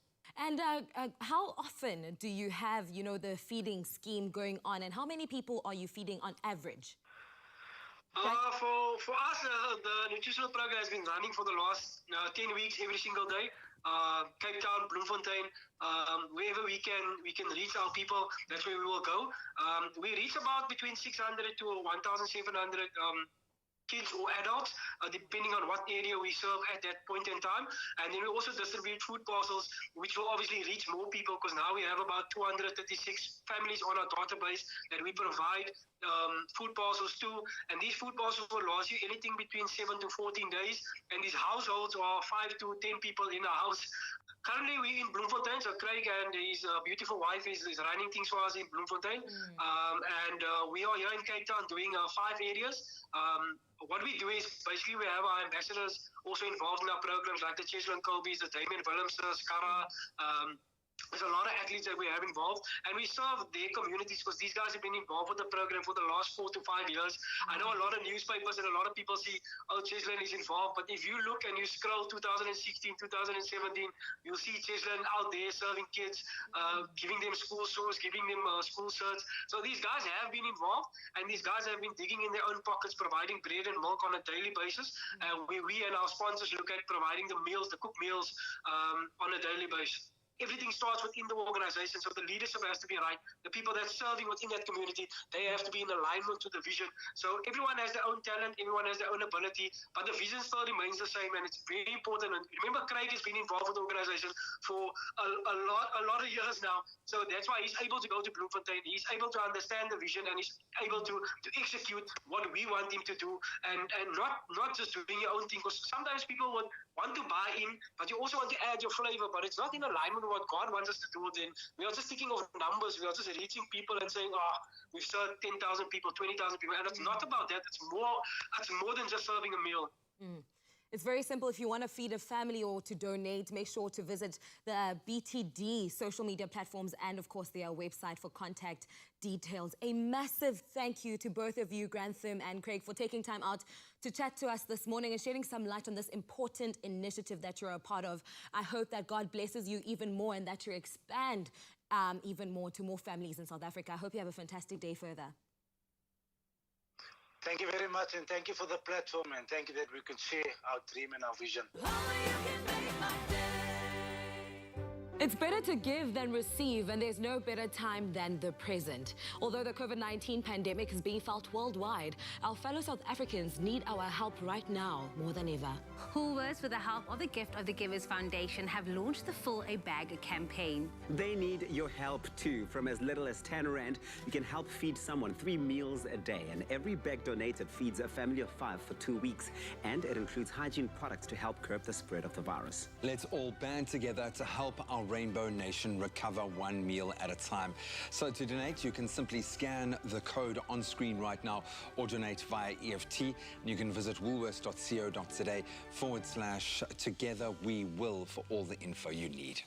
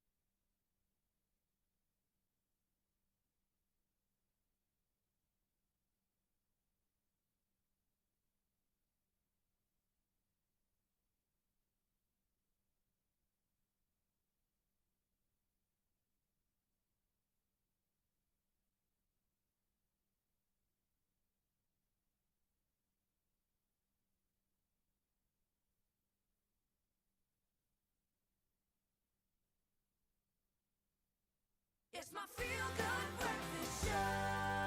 You're still with your feel-good breakfast show, Expresso, right here on SABC3. Now, during the lockdown, a psychiatrist, Dr. Shakir Salduker, together with public health specialist Michael Wilson and DUT professor Monique Marks have come together to start the Durban COVID-19 withdrawal management program to help many of their homeless patients.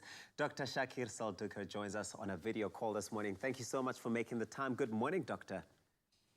Good morning, and thanks for having me on your show. Doctor, such wonderful work you're doing, but why did you feel it was important to start a drug withdrawal program for the homeless during this lockdown? So the COVID-19 pandemic created a series of knock-on effects, one of which was the need to get the homeless people off the streets and into safe spaces. And we know for a fact from studies that were done that 60% of these people that live on the streets are addicted to some or other substance. More particularly in Durban and in Johannesburg, we have a problem with wunga or heroin or neope as it's called in other places. So we realized that, within days of them being taken off the streets, their supply would be cut off and they would go into a state of quite severe withdrawals, which can be life-threatening in some instances, but very, very difficult to manage in most cases. And how successful has the program been? What would healthy expectations for success look like in the program? So the essence of somebody who has been taking a substance of abuse or dependence for a long time and then suddenly stops, without any weaning period or any kind of assistance, they go into a thing called withdrawals. Withdrawals means that people become extremely physically uncomfortable, mentally challenged, and they struggle. And as a result, the effort to keep them contained in a lockdown environment where you don't want chaos, where you want order and structure and social distance or physical distance and so on, it was crucial to make sure that the withdrawal symptoms were kept to a minimum. And the success was actually it was quite stunning because we didn't expect it to be that successful. We thought we'd be able to help them, but within a period of time, most people were, within a period of 3 to 4 days, in fact, most people were virtually symptom-free. much easier to police and manage within the lockdown environment. And just as an example, prior to the program starting, there were between 20 to 30 people escaping per day in search of drugs outside of the shelter. And from the time the program started, not a single person tried to escape subsequently. Oh. So it has been, from that point of view, from a containment point of view, extremely successful. You're doing such a good job there. And I mean, those rates and those success sort of figures, they speak for themselves. And it means that the intervention has been effective to that effect. Now, many of the homeless, they're now also getting essential care for other health conditions like diabetes, HIV, and much needed counseling. Please tell us more about that. So the other advantage of having people in a contained environment where you have access to them on a daily basis is we get to screen. So a lot of people were screened for TB and HIV during this time, and there were many cases, undiagnosed cases that were picked up, which is phenomenal, obviously. And also many people who were already on ARVs for their HIV, who had defaulted and fallen off the treatment program, were reinstituted into the treatment program.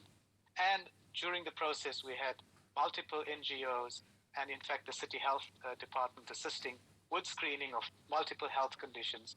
So not only were they being assisted in terms of their substance use problems, but many other physical problems were also addressed during their time.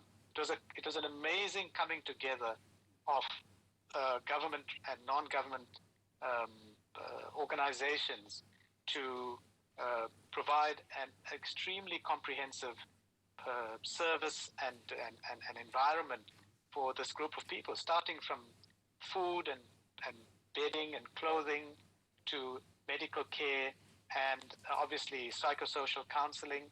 We had social workers on board who were reconnecting people with their families, counseling them. And you must remember, many of these people were for the first time in years. I'm talking 12, 15, 20 years, not using a substance or being on some form of formal treatment.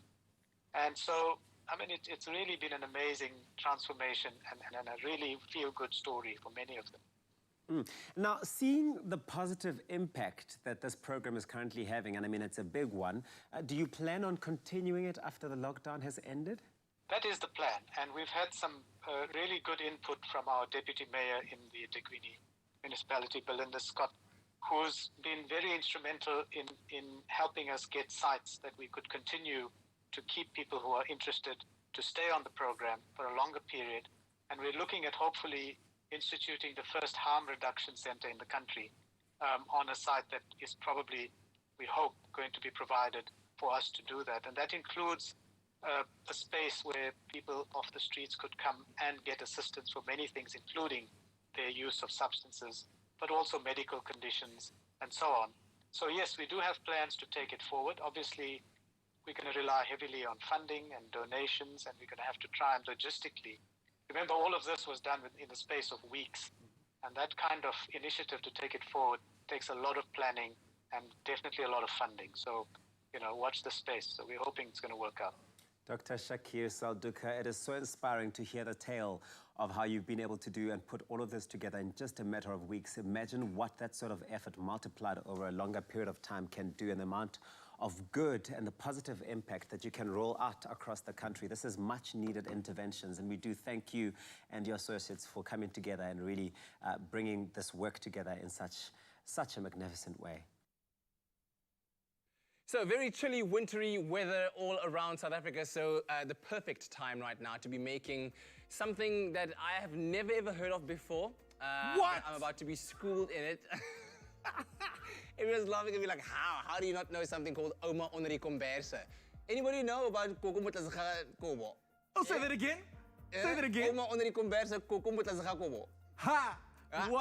I've never in my life. I've heard of Eastervarkies, I've heard of, not Oma Onri. So this is what it looks like. Yeah, for real. Tell me about the origins of this dish, other than it being traditionally South African, I assume. We just finished Africa Month, but I believe they should have been on there because this is such a South African classic. Okay. Okay, so what it is, you know, I believe is honestly our grandmothers and mothers are so good at turning a little bit into a lot and then feeding a nation out of like the littlest amount of food. So what they do is, this is from, like normally mince, right? Yes. Today we're using Willie's boerewors because it's on the daily difference. Oh, yes. Because it's got all the seasoning in there already. But then what they would do is they would add things like egg and breadcrumbs to it and then just bulk it up and then wrap it in cabbage. Cabbage, aka lettuce? No, it's cabbage. Oh, cabbage. Oh, Lord.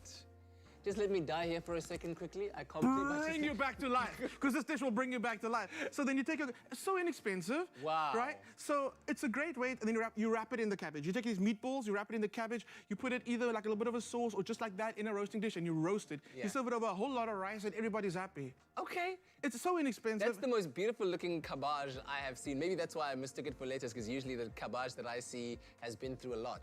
Yeah. Do you know what I mean? I do. Okay, but I mean cabbage also, we know like when it comes to January, cabbage replaces meat as well. So we're just gonna give this a new spin. Yeah. The reason this looks so amazing is because I've taken the cabbage and I've taken the leaves off. Then I take the leaves and I blanch it in a little bit of salt water, which make it nice and flimsy because we need it to fold, right? Lovely. So what you can do also, which someone else, like Jamie mentioned, you can actually chuck it in the freezer, your whole cabbage head, put it in the freezer because she's heard about this in other parts of the world. Okay. And then we take it out the freezer after it's frozen, the leaves will look just like this. So in Asia, they do a version of this as well, called lion's head soup. They make their pork mixture with a little bit of like prawns in there, wrap it in the cabbage leaves. It's like all over the world. Apparently, it's like in the Middle East. We've got it here. Asia's got it. It's so delicious. All right, let's get cracking. So what I've done is I've taken some onions and I've just slowly cooked the onions until it's nice and caramelized. And I'm adding it to the bowl. There's some fresh bay leaves. Yeah, that's the rule. Wow. Whenever you cook onions, add bay leaves to it. It's like a standard operating procedure. Yeah, it's new, it's official, public service announcement. You need to be doing this. Get your bay in your onions. Yeah, it's inexpensive, but it adds maximum flavor to your onions. Lovely, okay. So then I've added, so the onions nice and cooked down, a little bit of salt. Remember the boerewors is seasoned already. So you don't need to go. You don't need too much. Completely crazy with the salt. And then we're gonna go some toasted breadcrumbs. And this is just to give that texture, because it's got a very unique texture. It's very, very soft. It's not a hamburger that you're making. It's got to be soft like a fricadelle. Okay, yes. So then eggs going in there, that also just helps with the texture. Alrighty. Yeah. So 2 eggs go in. So Oma onder die kombers. I'm still trying to get... I understand the story you told about how our omas and moms were able to stretch things and make them go far. Ma, why are they onder die kombers? Why are they under the blanket? So you make these little meatballs, right? Yeah. And then she's tired. So you put her in bed and then you tuck her in just like that. And then you put it to sleep. That's the cutest thing I've ever... I don't even know if that's true or not, but I'll believe you. Man, okay, so I'm gonna get it with my hands. Okay. Gonna mix it all up. And you really wanna make sure all the ingredients are really in there. Yeah. Everything's combined. So floor manager Moment Chadman says he's heard of varkies onder die komberse. Okay. Same thing, but made with pork mince. So this recipe's got so many variations. And then I spoke to So from this we can deduce that omas are made of mutton and beef. And sausage. And varkies are made of... Hey, I don't know where that came from. But I mean, it's so amazing. Like, it's so nostalgic. When I spoke about this recipe and I said I'm doing this on the show, I said it last week, and someone was like, I know that dish. Like, my gran used to make it for me. Like, so nostalgic. That's why I was like, everybody will get it. Everybody will know what it is. So then, normally, like I said, you can either pack it into your roasting dish with a little bit of like stock. You can do it without. I'm gonna use, these are also on Daily Difference, these cooking sauces. And I'm using the sriracha one because I like a little bit of heat and a little bit of... Yeah. I just want to throw my scissors on the floor. Go, just do that. You're done. We're adding half of that to the base of our roasting dish. Yes. So what's gonna happen is, there's a lot of fat and there's a lot of sauce in our sausage, so that's gonna come out and it's gonna mix with this cooking sauce. It's gonna become one. It's gonna become so delicious. It looks like it's got the potential to be very, very delicious. It's gonna be amazing. So sauce, honey and sriracha. Okay, honey and sriracha. You get the Durban curry, you get the Cape Malay curry, you get the chicken a la king one. Okay. You get the tomato brie. Tomato brie would be a more traditional one to use. Yes. But I really like the sweetness and the heat you get out of this. Okay. So be playful. Oma, she's tired. We're wrapping in the blanket. Get it nice and tight. Yes. Just like that. Pop it in the dish. That's one. Wow, okay, that was super simple. Super simple. So what happens is, the fat gets rendered out of the sausage mince. Yes. And then it starts browning the cabbage. So cabbage is great, but what we don't actually see our cabbage off and get it brown. When you brown cabbage, so much flavor comes out of it. And I feel like people just know about steamed cabbage or boiled cabbage, but when you roast it, it becomes so delicious. It becomes smoky. So this literally goes into the oven. I'd say for about, looking at that now, about half an hour. Yeah? Yes, it will shrink up a little bit. So what I like to do is like adding extra, like really Yeah, so pack tuck your it dish in full. nice and tight. Yeah, and all these little extra bits Yes. from the cabbage, because you take those leaves off. Lay them on Put them on the top. bottom, yeah. Top or the bottom. Let Just them don't waste absorb it. the flavor. Don't waste it. Get that in there. This is such... Oma needs a bit more blanket on that one. A little bit more blanket. Oma's getting cold. Oma's getting cold? Oma's getting cold there, Clem. Which one, there? No, the last Oma there. Yeah. That Oma there. Yes, This one, and yeah. it's cold, Okay, yes. Oma's getting cold. Okay, Tuck her in. There we go, okay. So You there we okay, go. Oma? Okay, she's good, she's good. There we go. So yes. Okay, man. So this is how you do it with Daily Difference. We got our cooking sauce from Daily Goodness. Difference. We got our boerewors from Daily Difference. This it's the cooking sauce you need to have in your house. Okay? Goodness. It's so good. It's It's so ready good. to go. This goes to the oven. As you can see, cook up a little bit. The cabbage goes super soft and charry on the top. Inside, you got the most decadent, delicious meatball. That sauce, you serve that over rice, you serve that over mashed potato. Yeah, man. Everybody's Oma. Call your neighbor's Oma. I don't know. Call all the Omas you know and tell them this is dedicated to them. Yeah, man. This Send it is to the dish. Send it to an Oma who maybe lives in your apartment block. Make that for them and share it. That'll be really cool. Very, very nice. Ah, man, and of course, what's also fantastic and great work from our friends at Woolworths, they're working together with the Gift of the Givers for the Fill a Bag campaign, and for as little as 10 Rand, you can make a donation that could help to fill a bag with essentials and wonderful items that could end up feeding a family. That 10 Rand could feed It feeds one person for 3 days, but it feeds a family as well. I can't remember the number right now, but we spoke about this on Friday, so when I went home, because I was here, I watched it on YouTube, brought up that QR code again, and donated. Yeah, absolutely. Little bit that you give makes such a huge difference. Yeah, and over there you can see an example of what those bags look like. So thanks to Woolworths and the Gift of the Givers for inspiring Ubuntu during this time of COVID-19 and coronavirus pandemic. And of course, for this particular recipe, if you want to try it out for this evening, head on over to our website, expressoshow.com. Thanks, Chef.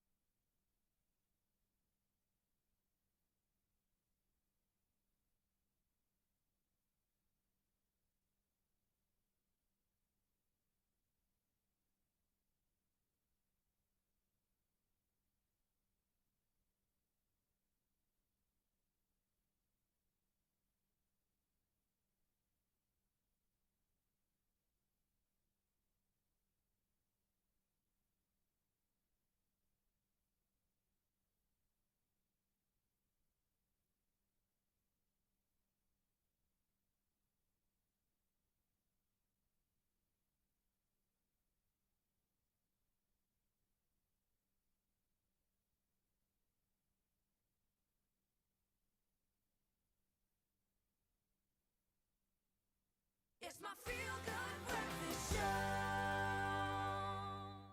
Welcome back, you beautiful people. It is your feel-good breakfast show. It's Expresso right here on SABC3. We're live with all of that feel-good on this beautiful Monday morning, the start of a brand new month, the 1st of June, the first of level 3. Now, let's take it back. The UWC Creative Arts Choir, the last time they were here on Expresso was a little bit different. They had recently celebrated their 30 years of existence, and they had really high hopes of participating in the World Choir Games in Belgium. It was supposed to happen now in July. In fact, let's take a trip quick back to the time they were here on the show.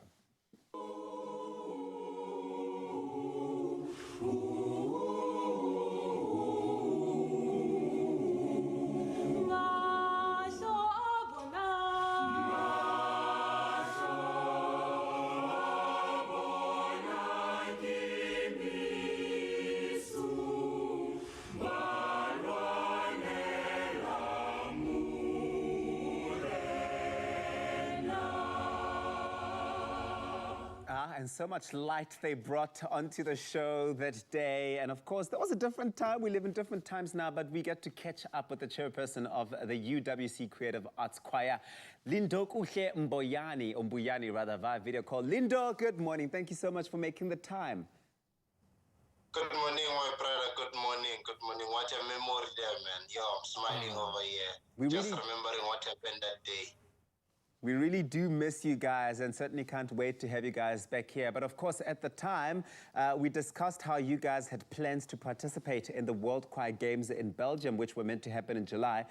It must have been quite disappointing to have this cancelled after all of that rehearsing. Yeah, man, it's really disappointing. But however, as an artist, you have to be optimistic and be positive about everything. So we saw this as an opportunity for us to prepare ourselves even furthermore so that we are ready when the World Choir Games come back next year again. So they say, because we want to defend our title then. That goes without saying. Keeping that optimism all the way up there. I love that, Lindo Guhle. Now, your choir members, they're also university students, and this obviously has been a stressful time for them as well. Have you resumed with virtual rehearsals, or will your rehearsals only resume once the lockdown is over? I think we will resume with our virtual rehearsals as soon as we hit level 1, because for now, the academic pressure is too much. Most of the students are still grasping this thing of online learning, so it's not easy for some of them, and some of them are not around here in Cape Town. They went back home to the Eastern Cape, back in the rural areas, you know. Some went back to Limpopo, Mpumalanga. There are various provinces, and network problems are different by province and by the area you're in. So we know we haven't resumed with virtual rehearsals. We'll resume with virtual rehearsals as soon as we hit level 1, just to ease things, and then we gradually move with the flow. And you're working around all of these challenges. Hopefully everyone is still ready and eager and positive in spirit to keep going. Now, Lindo Guhle, even though COVID-19 has us all kept in our homes, I know that the choir has found a way to create and spread a message of hope to our fellow South Africans. How did the idea come about? Tell us more about it. We saw a video online of a virtual choir, and then we're like, we can do this as well. I mean, we're artists, so we must be creative in such difficult times, and we wanted to give a message of hope to our essential workers out there, because back then the levels were still not introduced, it was just locked down. So we wanted to give a message of hope to the essential workers out there, to thank them, to know that we care and we think about them as well, and they're doing something good for the country, and we appreciate that. And how have you managed to keep all of these students, your choir members, motivated during these challenging times? I mean, it must be difficult, but what ways have you employed to keep everybody motivated? It is very difficult to tell you, but we love music. And then before you enter the choir, when you audition, we ask you, do you love music? And then if your answer is yes, you have to stay motivated other than that. But there's a lot of that keeps motivating our choir members. For instance, being back together, just being in the same room together with the choir members only. It's very uplifting, and it's very, very, very nice. So that's also another thing that we keep them motivated. And then we also have graduates in our choir, people who are university alumni. So it also helps to stay in the choir, because we keep you on track. We help you wherever you help with schoolwork and all of that. So there's a lot of things, there's a lot of factors. Also, the trip to Belgium next year was supposed to happen this year. It did not happen. It doesn't mean it's not going to happen. So that also keeps them motivated in these challenging times. But also, we send messages of hope. Our WhatsApp group is flooded with memes and all of that. So we laugh all the way out, and then we share some memories, like old pictures of ourselves, old videos. When we had our closing functions, like those funny videos, it keeps them motivated. It's just those small things that matter. I love it. You know what, Lindo Guhle, you guys have so much to look forward to, and it's so inspiring to see that even though you are apart, you are still finding ways to remain together as a choir. Thank you so much for joining us here on your Feel Good Breakfast Show. It's been fantastic. We look forward to all the magic you guys are going to be creating as soon as all of this is done. Thank you so much, brother. Looking forward to coming back to sing for you again and the entire South Africa. Fantastic. That was Lindo Kuhlembuyani, chairperson of the UWC Creative Arts Choir, on all the things amazing to be on the lookout for when they do return. Now, of course, remember that you can find your smooth fortune with Tropica, and all you got to do is get your favorite Tropica, follow those entry details on the pack, and that puts you in line to win your share of 1 million rand in prizes. And there's data to be won, there's airtime, there's cash, LG G8X smartphones, LG dishwashers, and guest vouchers, watches, and accessories.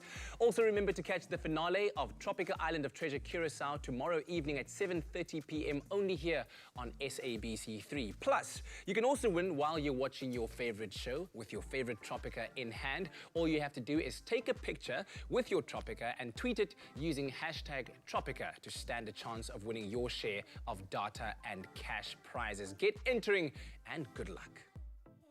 Next time on Tropica Island of Treasure Curacao, the final 2 teams race to claim the grand prize of 1 million rand. The massive gap that Team Cool Red had amassed has been broken down. Decision? We are here and we're coming for it. Still anyone's game. I'm starting to panic. My brain is fried. How badly do you want this? Plus, all the contestants look back at the adventure of a lifetime. Next Tuesday evening at 7:30 on the season finale of Tropica Island of Treasure Curacao. Ooh, the drama. But listen, it is a Monday. What a beautiful show. You are doing a Facebook Live straight after the show, correct? We are doing a workout. Compliments of Clayton Blommetjies. It's going to be a fun one. So join me on Facebook, live on Facebook, and we're going to be making some magic.